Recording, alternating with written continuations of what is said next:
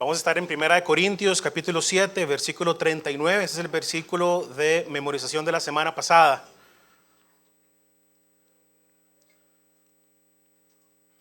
Primera de Corintios capítulo 7, versículo 39.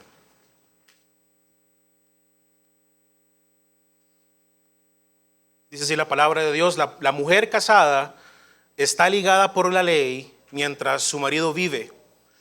Pero si su marido muriere, libre es para casarse con quien quiera, con tal que sea en el Señor. ¿Qué es un pacto, hermanos? Un pacto es un acuerdo entre dos o más personas donde se comprometen a cumplir con ciertas condiciones. La palabra que Pablo utiliza aquí, donde dice está ligada por la ley, viene de una palabra griega que significa literalmente amarrar, significa enlazar, significa mantener algo unido. Hace muchos años, en el año 2014, Coalición por el Evangelio publicó un artículo. Y ese artículo venía acompañado por un video. Y en ese video aparecían 3 pastores muy famosos que se habían reunido para compartir ideas con respecto al matrimonio. Estaba John Piper en ese video, estaba Don Carson en ese video, estaba Timothy Keller en ese video. Fue en marzo del 2014. Y los 3 pastores estaban hablando del matrimonio y todos los pastores tenían casi 40 años en ese momento de estar casados y estaban hablando de consejos y de ideas y claves para mantener matrimonios unidos por mucho tiempo. Y en esa conversación trajeron a cotación ilustraciones, anécdotas muy graciosas. Hay una en especial que me gustó siempre recordar, que fue una que Don Carson dio cuando él estaba estudiando en Inglaterra en 1970. Él vio en televisión en Inglaterra una entrevista. En esa entrevista había un hombre que estaba casado con su esposa, estaba su esposa a la par de él y ambos habían estado juntos por 60 años. Y entonces la persona que estaba entrevistando al hombre le dijo: caballero, después de tantos años de casado, ¿alguna vez el divorcio pensó en él? Y el señor muy serio dice: divorcio no. Homicidio a menudo, pero divorcio nunca, decía este hombre. Y creo que este hombre estaba tratando de traer alusión al hecho de que el matrimonio es un compromiso serio, que amerita entrega, que es un pacto hasta que la muerte nos separe. Sin embargo, trae luz al hecho de que es sumamente difícil el matrimonio. No es algo fácil. Demanda de nosotros sacrificio, entrega, es un esfuerzo, porque es un pacto que solamente la muerte puede disolver. Por el capítulo 7 de Corintios es un capítulo muy difícil, porque habla de temas que todavía al día de hoy son difíciles de procesar. El tema principal del capítulo 7 de Corintios es el matrimonio. Y si somos honestos, tanto los creyentes como los no creyentes tienen problemas serios para comprender correctamente lo que es estar casados. En el capítulo 7 Pablo habla de muchos asuntos que muestran y traen luz en cómo debería manejarse un matrimonio de la manera correcta. Aparte de eso, habla de temas que son muy relevantes, como mencioné, porque habla de asuntos con asuntos del divorcio, habla asuntos sobre la soltería, habla asuntos sobre la viudez y otros temas difíciles de procesar. Ahora, como les dije al principio, hermanos, amigos, el matrimonio es un pacto, es un compromiso entre un hombre y una mujer, donde se comprometen a amarrarse uno al otro, donde se comprometen a estar enlazados uno al otro, donde se prometen estar unidos para el resto de sus días. Es un pacto legal, es un pacto social, es un pacto moral, es un pacto emocional, pero mis hermanos, es un pacto espiritual. Y ese pacto, creo yo, es lo que el apóstol Pablo está tratando de enfatizar en este versículo que estuvimos memorizando la semana pasada. Y creo que Pablo quiere tocar estos temas porque en Corinto era un tema difícil. Sin embargo, no solamente en Corinto el matrimonio era un tema difícil. En nuestros tiempos el matrimonio sigue siendo un tema difícil. Y lo que quiero con el tiempo que tengo en este día es hablar de 2 verdades con respecto al hecho de que el matrimonio es un pacto. Y la primera de esas verdades es la siguiente: el matrimonio es un pacto para toda la vida. Versículo 39, una vez más, de 1 Corintios capítulo 7, dice: la mujer casada está ligada por la ley mientras su marido vive. A pesar de que Pablo solo menciona a la mujer, es claro que este no es un mandamiento exclusivo para las mujeres. Podríamos leerlo al revés. El hombre está casado, está ligado por la ley mientras su mujer viva. Es un compromiso de ambos cónyuges. Literalmente, la única manera de que un matrimonio se disuelva es si uno de los dos fallece. Eso es lo que el versículo 39 nos está dando a entender. Ambos están obligados por la ley a estar amarrados uno al otro. Ambos están obligados por la ley a estar enlazados uno al otro. Ambos están obligados por la ley a mantenerse unidos mientras estén vivos. Puede sonar esclavizante, puede sonar difícil de procesar, tal vez no es atractivo para las personas que no creen en el matrimonio, pero eso es lo que la Biblia enseña, que el matrimonio es un pacto para toda la vida. Y el matrimonio, como dije ahora, es difícil, porque si en Corinto fue un problema, en el siglo I, en Israel, siglos antes también fue un problema. Y en el siglo XXI, en nuestra época, sigue siendo un problema. No podríamos apelar que los temas que Pablo está tocando en el capítulo 7 son temas culturales. El divorcio, mis hermanos, ha sido un problema desde siempre. No es un tema solamente de Corinto, es un tema que ha generado conflicto a lo largo de la historia de la humanidad en todas las regiones. El divorcio, amigos, hermanos, siempre ha estado sobre la mesa de las parejas de antaño y sigue siendo una alternativa para las parejas contemporáneas. El divorcio siempre está en la conversación y es muy triste. Por ejemplo, en Costa Rica, podríamos decir que el 50% de todos los matrimonios terminan en divorcio. Y quiero nada más darles algunas estadísticas de aquí, de Costa Rica. En el 2020, el Tribunal Supremo de Elecciones determinó que hubo 11.500 divorcios en ese año. Los matrimonios que tenían menos de 20 años de casados fueron los que mayormente se divorciaron. Un 76% de todos esos matrimonios tenían menos de 20 años de casados. Pero la tristeza es que los matrimonios que estaban entre los 10 años y los 20 años, como el mío, fueron los que más se divorciaron durante ese año. En el primer semestre del año pasado, 2022, el registro civil reportó que hubo 13.300 matrimonios, pero al mismo tiempo reportó que hubo 6.800 divorcios. Yo no soy bueno en matemática como el pastor Eduardo, pero si uno saca la calculadora, se da cuenta que hubo 38 divorcios por día solo en el primer semestre del año pasado. Cada 90 minutos, una familia desintegrada. Cuando yo me casé, un amigo muy cercano me dijo: Jeffrey, solamente los primeros 30 años de matrimonio son difíciles. Después de ahí todo es fácil. Y la estadística lo demuestra. Él tenía razón. Queremos aceptarlo o no, el matrimonio es un pacto para toda la vida. Estamos ligados por la ley a nuestro cónyuge mientras nuestro cónyuge esté en vida. Durante esa vida, sea larga, sea corta, tenemos que honrar ese pacto que hicimos delante de Dios, delante de la iglesia, delante de nuestra familia, delante de esta sociedad. Mis hermanos, y el pacto del matrimonio es para toda la vida, en primer lugar, porque no depende de los sentimientos. Versículo 39 una vez más dice: la mujer casada está ligada por la ley mientras su marido vive. El matrimonio es para toda la vida porque no depende de mis emociones. No depende de lo que yo siento. Ciertamente nuestras emociones, nuestros sentimientos juegan un papel muy importante a la hora de considerar el matrimonio. Pero nuestras emociones y nuestros sentimientos no es lo que sostienen el matrimonio a lo largo del tiempo.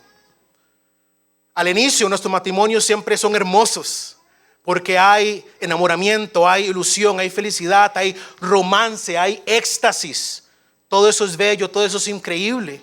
La intimidad de poder estar juntos, el desarrollar y profundizar una amistad con su pareja, es algo bello. Crecer juntos, ofrecer amor y recibir amor de una persona que me conoce a pesar de mis errores es maravilloso. Ciertamente por eso los solteros anhelan tanto el matrimonio, porque saben lo lindo, lo bello que es estar casado. Proverbios 22:18 dice: el que haya esposa halla el bien. Dice: y alcanza la benevolencia de Jehová. Ciertamente encontrar esposa, encontrar esposo es alcanzar la bondad de Dios Padre. Es poder abrazar y experimentar la generosidad de Dios en carne propia. Eso es el matrimonio. Mis hermanos, pero no depende de nuestros sentimientos. Prometí no ser muy gracioso hoy, pero cuando yo me iba a casar con Natalia, una de las cosas, hubo muchas razones, pero una de las razones por las cuales yo sabía que me quería casar con Natalia era porque cuando yo me imaginaba yendo al supermercado, solo con ella podía estar ahí. No les puedo explicar por qué me emocionaba saber que iba a ir al súper a comprar el diario con Natalia. Nunca sentí esa emoción con ninguna otra persona. Y estoy seguro que ustedes, cuando piensan en su matrimonio, puedan pensar y pueden llegar a ese momento donde ustedes dijeron: es con él, es con ella. Mis hermanos, pero a lo largo del tiempo, ir al supermercado ya no es un deleite. Ya no me emociona tanto ir al Walmart. No me ilusiona tanto ir al Price. No es tan linda la experiencia de ir con un carretillo, echando cosas, lidiando con niñas que quieren entretenimiento, gente que la plata. Ya no es un deleite ir al supermercado como lo fue hace 10 años. ¿Por qué? Porque a veces no sentimos lo mismo. Nuestro matrimonio pasa por etapas donde nuestras emociones están decayendo, son cambiantes, nuestras emociones son inconstantes. Por eso el matrimonio no depende de lo que sentimos. El matrimonio, en segundo lugar, depende de lo que prometimos. Versículo 39 una vez más: el pacto del matrimonio es para toda la vida, porque depende de esa promesa que hicimos. La mujer casada está ligada por la ley mientras su marido vive. Es el pacto lo que sostiene el matrimonio, no las emociones. La fuerza que sostiene nuestros matrimonios vivos es la promesa que hicimos de mantenernos juntos. Es esa promesa lo que nos ayuda a seguir adelante y mantenernos juntos hasta el fin de nuestros días. El compromiso delante de Dios hace que los matrimonios perduren. No es nuestra fuerza, no es nuestra entrega, no son nuestros deseos, es el pacto en sí mismo lo que hace que nuestro matrimonio dure para toda la vida. Está ligada por la ley mientras su marido vive. Es el pacto que hace que nuestro matrimonio se sostenga por el tiempo. El texto no dice mientras mi marido sea atractivo. El texto no dice mientras mi marido sea romántico. El texto no dice mientras mi marido sea fiel, voy a estar con él. El texto no dice mientras los niños vivan con nosotros en la casa, vamos a mantenernos juntos. Eso no dice el texto. Ahora, hay un libro que se llama Cartas y Papeles de la Prisión. Es un libro que recopila cartas personales, correspondencias y sermones escritos de Dietrich Bonhoeffer, un hombre que estuvo en la cárcel en los 1940 durante la Segunda Guerra Mundial, un hombre alemán. Y en 1943, en mayo, él escribió un sermón desde la cárcel en alusión a una boda que dos amigos de él, hermanos de su iglesia, iban a efectuar. Y él escribió un sermón. Y desde la cárcel él escribió lo siguiente: tan alto como está por encima del hombre, así tan alto están la santidad, los derechos y la promesa del matrimonio, por encima de la santidad, los derechos y la promesa del amor. No es su amor lo que sostiene el matrimonio, sino que de ahora en adelante, le dijo Bonhoeffer a estos novios, de ahora en adelante es el matrimonio lo que sostiene el amor. Ahora, lo que Bonhoeffer estaba diciendo es que esta pareja tenía que entender que no eran sus sentimientos, no eran sus emociones, no era ni siquiera el amor que tenían uno por el otro que iba a mantener unido su matrimonio por toda la vida. Era el matrimonio en sí mismo que iba a fortalecer su amor, no el amor al matrimonio. Porque es la promesa que hicimos delante de Dios, hermanos, lo que mantiene a matrimonios unidos. Es el compromiso, mis hermanos, lo que renueva el romance. Es el compromiso lo que renueva las emociones, la ilusión en el matrimonio. Al principio les mencioné un video. En ese video también John Piper habla de lo bello que ha sido para él después de 40 y resto de años, hace 10 años, ya tiene 50 casado. Lo bello que ha sido para él volverse a enamorar de su esposa una y otra vez a lo largo de los 50 años que han estado juntos. Timothy Keller también menciona una ilustración sobre un hombre que decía que él había estado casado solamente con una mujer, pero que su mujer o su esposa había estado casado con 5 hombres diferentes. Y lo que él le explicaba era que ese hombre había sido siempre él, porque él a lo largo de su matrimonio había mejorado, había cambiado, había transformado.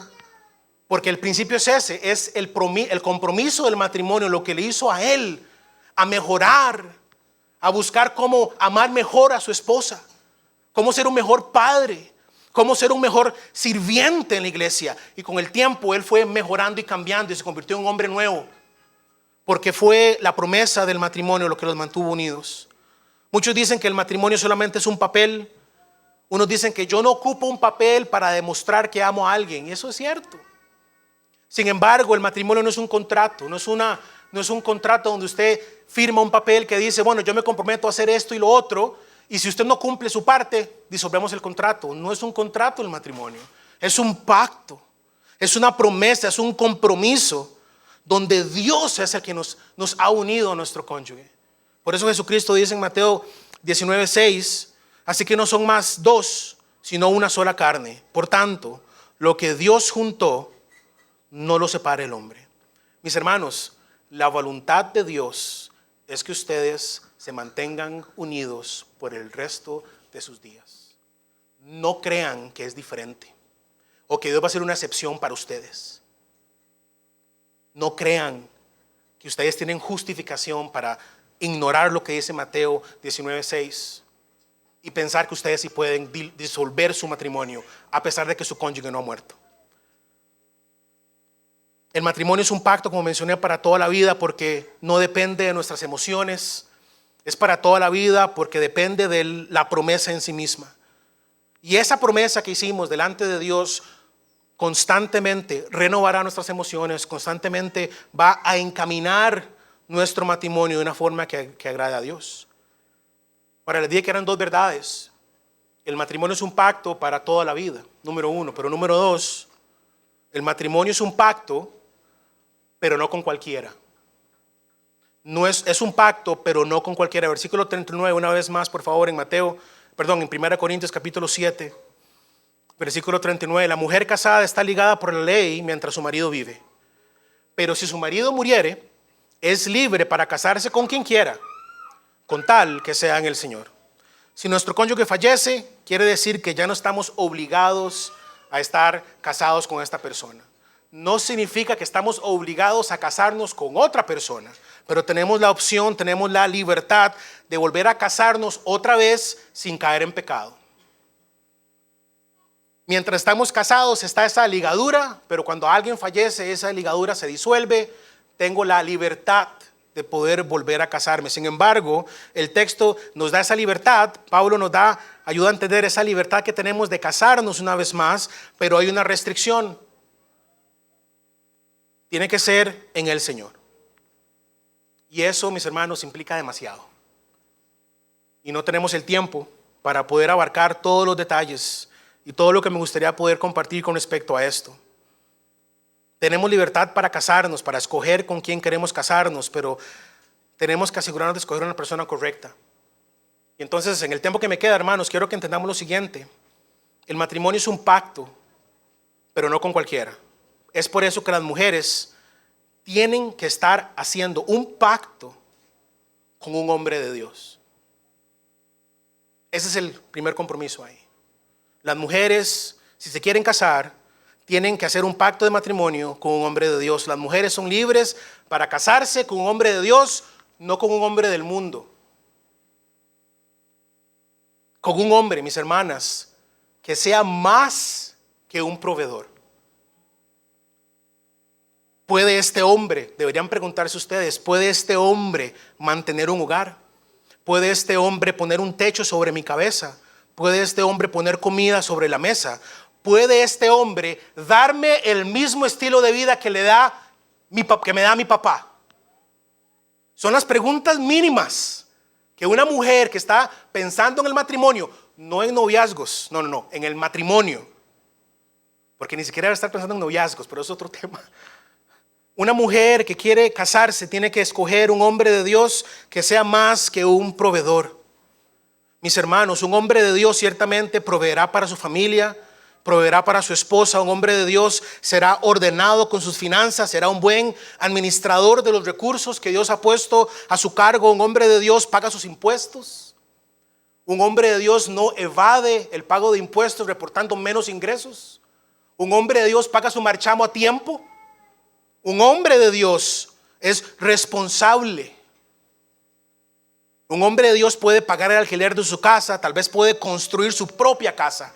Eso es excelente. Puede pagar las vacaciones soñadas, puede comprar dispositivos tecnológicos, puede pagar la colegiatura de sus hijas. Un hombre de Dios, un hombre proveedor puede hacer eso. Sin embargo, hermanas, el hombre con el cual ustedes van a hacer pacto de matrimonio tiene que ser más que eso. Mis hermanas, tiene que ser un hombre que sea su pastor. No solamente su proveedor, sino principalmente su pastor. Un hombre que es pastor de su hogar automáticamente será el proveedor. Sin embargo, al revés no funciona.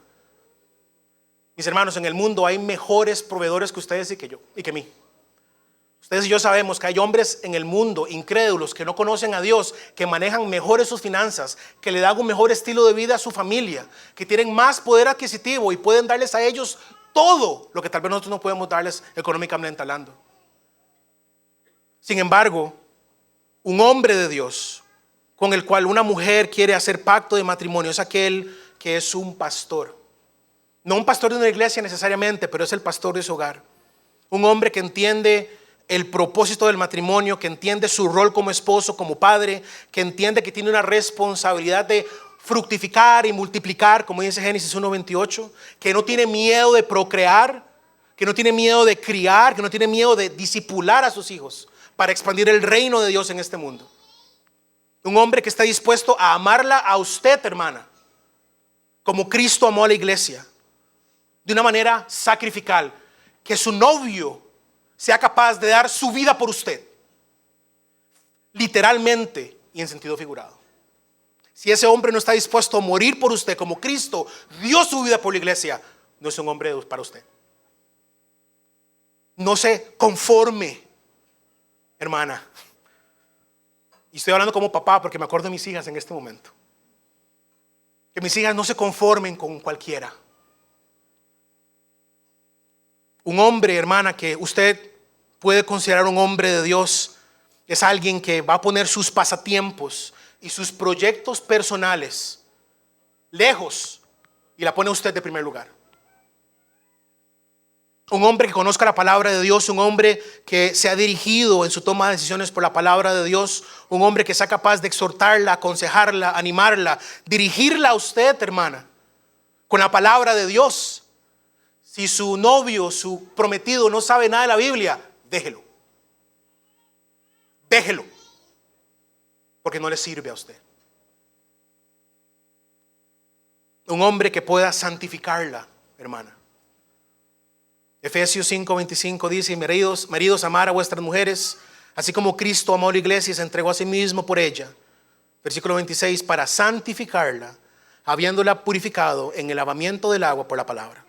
Un hombre que la ama a usted de verdad va a ser un hombre que va a ser un instrumento para su santificación. Un hombre que no la va a guiar al pecado, un hombre que la va a alejar del pecado. Un hombre que sea un ejemplo para usted, un hombre que sea ejemplo para otros hombres. Un hombre que sirva al Señor dentro y fuera de la iglesia. Un hombre que no sea un creyente de domingos solamente. Un hombre que demuestre sujeción a las autoridades que Dios ha puesto sobre él. Un hombre que respeta y no cuestiona a las autoridades que Dios ha puesto sobre su cabeza. Un hombre que sepa liderar. Un hombre que no sea un tirano. Un hombre que no sea un vagabundo. un hombre que sea un hombre de Dios. Hermanas, ustedes tienen libertad para casarse con cualquier hombre que ustedes quieran, siempre y cuando sea un hombre de Dios. Hermanos, ustedes han de hacer pacto con una mujer de Dios. Tienen libertad para casarse con una mujer de Dios, pero no con una mujer cualquiera. Han de hacer pacto de matrimonio con una mujer que tenga más que un físico agraciado y atractivo. Ciertamente, mis hermanos, la mayoría de los hombres nos sentimos atraídos a las mujeres principalmente porque nos gustan. Hermanos, y sepan, las mujeres saben eso. Ellas saben que nosotros nuestra atracción empieza por los ojos. Muchas veces el interés en los hombres existe porque encontramos algún atractivo físico en esta mujer que estamos viendo. Sin embargo, una mujer de Dios no se caracteriza por ser solamente bella a los ojos de los demás. Lo que podemos considerar belleza hoy con el tiempo va a disminuir, esa es la verdad. Salen arrugas, salen canas, uno aumenta de peso, el cuerpo de uno cambia. Y a la vuelta de unos años, esa mujer hermosa, bella, ahora es un poquito diferente.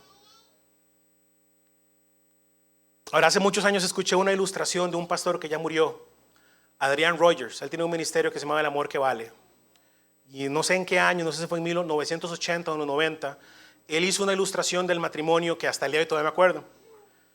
No estaba vivo yo en los 90, en los 80, ¿verdad? Pero me acuerdo porque lo escuché recientemente. Y él decía que el matrimonio, y tal vez esa ilustración no sea perfecta y tal vez no tenga sentido para los jóvenes, porque él comparaba el matrimonio con un disco compacto de música. La mayoría de nosotros, de los de 40 para abajo, sabemos que es un disco compacto, un CD. Los muchachos contemporáneos no saben que es un disco de acetato, no saben que es un CD, solo saben que es un MP3 tal vez.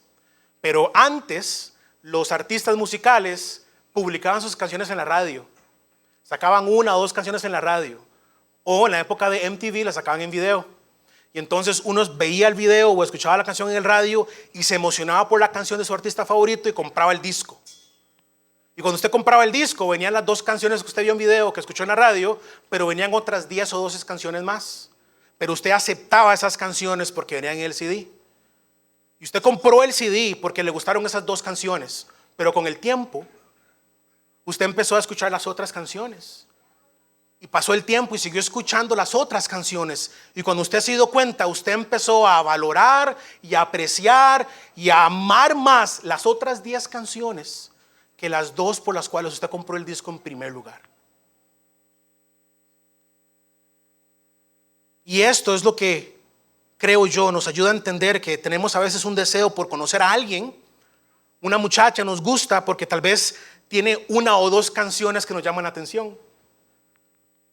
Pero cuando pasamos el tiempo conociendo a esta persona, nos damos cuenta que las otras 10 canciones que tiene ella son mucho mejores que las 2 canciones por las cuales me fijé en ella en el primer lugar. Proverbios 31:30 dice: engañosa es la gracia y vana la hermosura. La mujer que teme a Jehová será alabada. Hemos de hacer pacto, hermanos, con una mujer que no solamente tenga un físico agraciado y atractivo, que no hay nada de malo con querer una esposa linda, pero que tenga un espíritu afable y apacible. Hemos de hacer pacto, hermanos, con una mujer que tenga más que un un físico atractivo y agraciado, sino una mujer que tenga un espíritu afable y apacible. La belleza interna de la mujer con la que deseamos hacer pacto en matrimonio es mucho más importante que la belleza externa. Y yo sé que suena como un cliché, pero es la verdad. ¿Es esta una mujer contemporánea? ¿Es esta una mujer que considera que puede hacer lo mismo que los hombres? ¿Es una mujer que considera que no necesita a los hombres? ¿Es una mujer que se opone al patriarcado y que rechaza la idea de formar una familia tradicional? Mis hermanos, así son las mujeres cristianas del siglo XXI. Pero les digo que esa no es una mujer de Dios para usted. Con esa no deberían hacer pacto de matrimonio. Primera de Pedro, capítulo 3, versículo 3. Dice el apóstol Pedro a las hermanas: vuestro atavío no sea el externo de peinados ostentosos, de adornos de oro o de vestidos lujosos, sino el interno, el del corazón, en el incorruptible ornato de un espíritu afable y apacible, que es de grande estima delante de Dios. Una mujer de Dios se caracteriza por una belleza interior que resalta su belleza exterior. La mujer con la que los hermanos deberían desear estar es una mujer que puede ser profesional, por supuesto.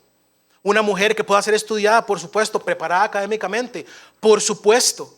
Pero principalmente que sea una mujer que encuentre plenitud y realización en ser esposa, en ser madre, en hacer la voluntad de Dios y no en su profesión, no en su carrera, no en su salario.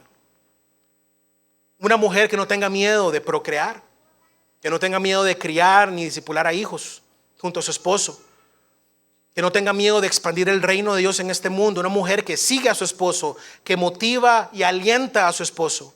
Una mujer que no reta su autoridad, una mujer que cuida y protege de sus hijos, que administra bien el hogar con prudencia y sabiduría. Una mujer que le sirve a sus hermanos. Una mujer que enseña y exhorta a otras hermanas.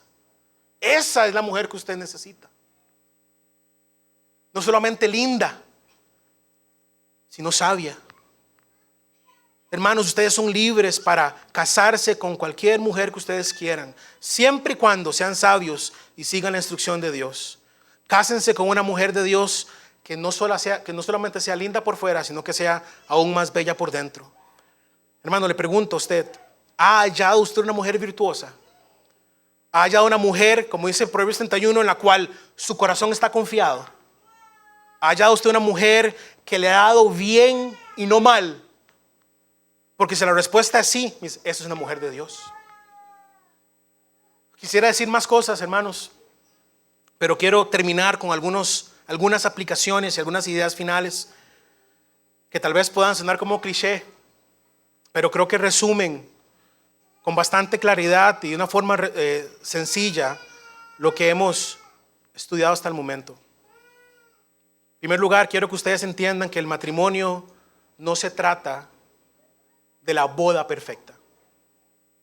El matrimonio se trata de encontrar la persona correcta. Un hombre de Dios que sea más que un proveedor, un hombre de Dios que sea su pastor. Un pastor que lo demuestre, no que se lo diga. Una mujer de Dios que tenga más que un físico atractivo, que tenga un espíritu afable y apacible. El matrimonio, hermanos, no está diseñado para nuestra felicidad, aunque no lo crean. El matrimonio está diseñado para nuestra santidad. Por medio del matrimonio, el Señor nos va a mejorar. Nos va a hacer mejores hermanos, mejores esposos, mejores padres, mejores servidores. El Señor, a través de su cónyuge, va a moldear el carácter de Cristo en usted. El matrimonio no está diseñado para que dure mucho tiempo. El matrimonio está diseñado para que dure para toda la vida. No son nuestros sentimientos los que mantienen el matrimonio, no, es la promesa que hicimos de estar juntos por el resto de nuestros días que va a devolverle a nuestro amor ese fuego que se apagó, que le va a devolver a nuestros sentimientos esa emoción que se ha apagado. Como lo dijo Bonhoeffer, recuerden, no es su amor lo que sostiene el matrimonio, sino que de ahora en adelante es el matrimonio lo que sostiene su amor.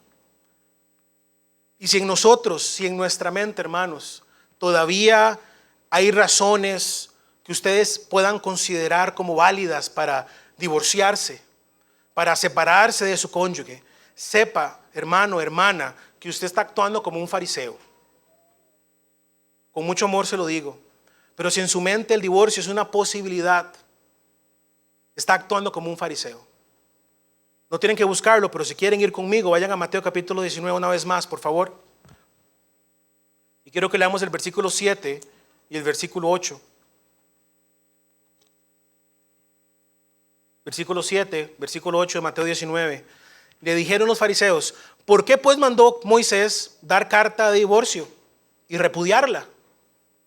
Los fariseos estaban diciéndole, Jesús, ¿se puede divorciar uno? Lo que Dios unió no lo separa el hombre. Pero entonces, ¿por qué Moisés nos mandó a dar carta de divorcio y repudiar a nuestra esposa? Vean las palabras de los fariseos. Como que si Moisés dijera, les mandara que se divorciaran. Muy astutos con el uso de sus palabras. Pero Jesucristo dice, versículo 8, les dijo, por la dureza de vuestro corazón, Moisés os permitió. O sea, corrigió el error de los fariseos también. No fue que Moisés mandó a que repudieran a sus esposas, sino que les dio permiso para hacerlo. ¿Pero por qué? Por la dureza de su corazón. Mis hermanos, y yo creo que ese es el gran problema. ¿Es permitido el divorcio si hay infidelidad? Sí. Si hay pecado sexual, sí. Pero no es un mandato. No estamos obligados a separarnos o a divorciarnos por el pecado. Sin embargo, por la dureza de vuestro corazón, porque en nuestro corazón hemos preferido tener orgullo, porque en nuestro corazón hemos querido albergar resentimiento y amargura, en lugar de perdón, nos queremos divorciar. No para agradar a Dios, no, para agradarme a mí mismo. Sin embargo, Pablo en el capítulo 7 de Corintios 7 dice, reconcíliense.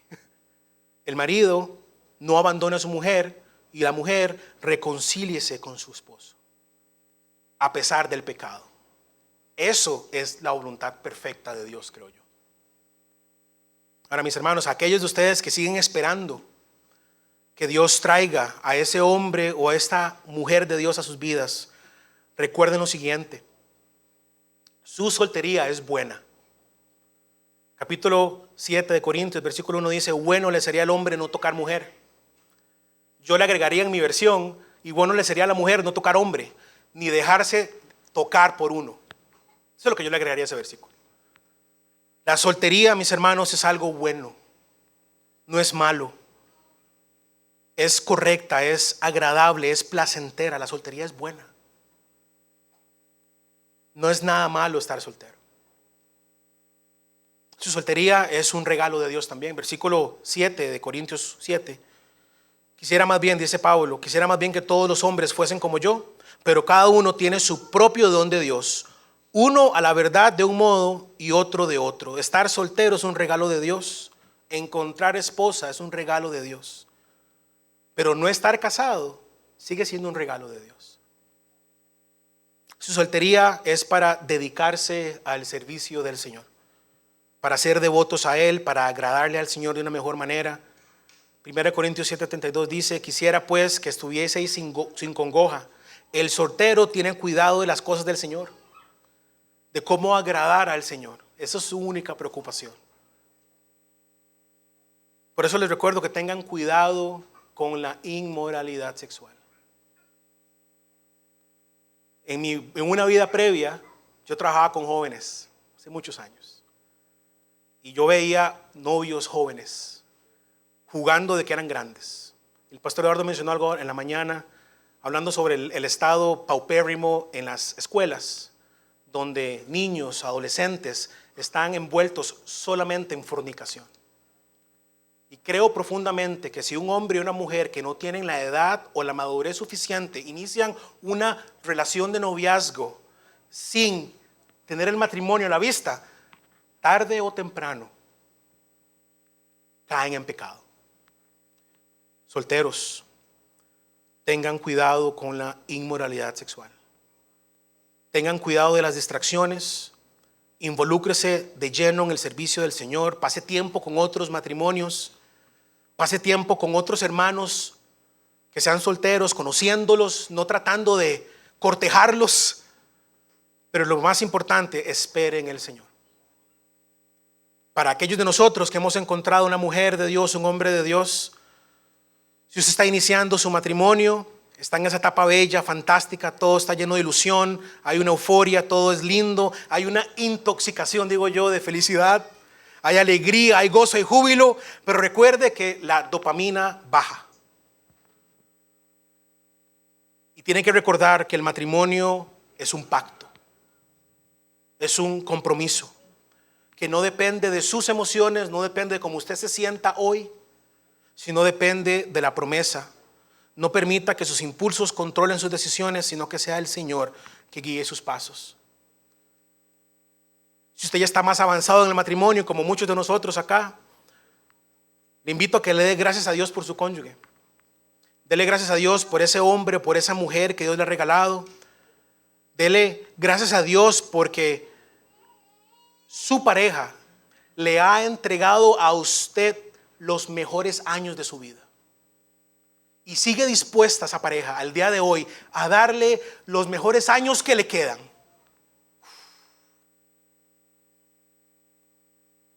Dele gracias a Dios porque han levantado un hogar, porque han levantado una familia, porque forman parte de una iglesia, porque juntos proclaman y manifiestan la bondad y la gracia de Dios por medio de su unión en santo matrimonio.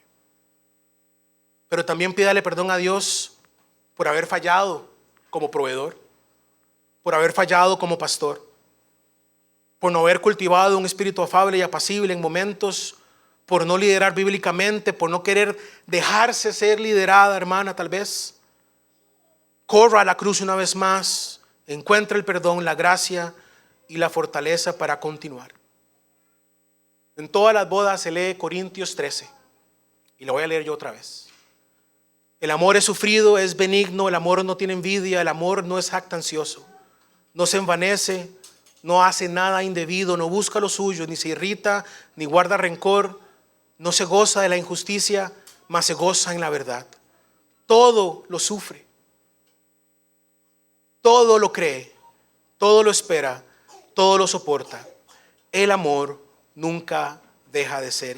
Mis hermanos, el amor nunca deja de ser, y es por eso que el matrimonio es un recordatorio de que hay un mejor pacto.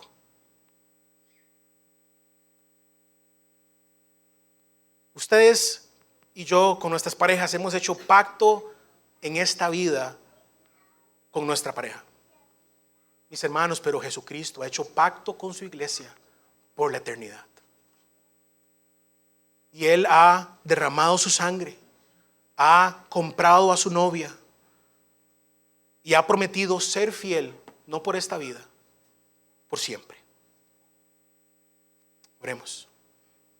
Padre, gracias. Gracias por recordarnos que haber encontrado esposa es bendición. Gracias por manifestar tu gracia y misericordia todos los días en nuestras vidas por medio del matrimonio.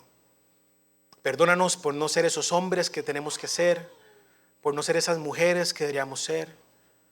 Aquellos que siguen esperando poder convertirse en esposo o en esposa, ayúdales, Señor, a que puedan esperar en ti, que puedan guardar sus mentes, sus corazones y guardar sus cuerpos esperando tu tiempo. Ayúdanos, Señor, a ser agradecidos por la fidelidad y por el pacto que tú has hecho con nosotros, de amarnos, de protegernos, de salvarnos por la eternidad. Ayúdanos, Señor, a ser hombres y mujeres que vivan sus matrimonios de la forma que te agrade a ti. En el nombre de tu Hijo amado te lo pido. Amén.